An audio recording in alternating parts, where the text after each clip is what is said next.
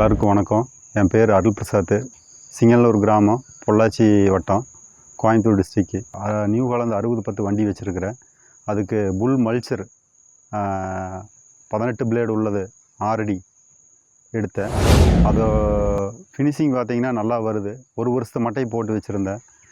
ஒரு ஓட்டி விட்டு ஒரு 10 நாள் கழித்து போய் பார்க்கலையே எல்லாம் இத்திருச்சு. அந்த இடத்துல வந்து களைகளும் கட்டுப்படுது. நல்லா இருக்குது, ஃபினிஷிங் நல்லா இருக்குது.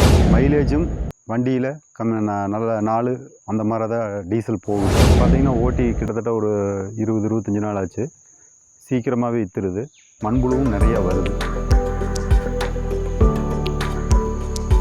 புல்லு பிளேடு எடுத்துருக்கிற ரொட்டாவேட்டருக்கு உண்டான பிளேடு வந்து கிட்டத்தட்ட 7-8 வருஷமாக எடுத்துகிட்ருக்கிறேன். அதில் ஜம்போ பிளேடு வந்து ரொம்ப நல்லா இருக்குது.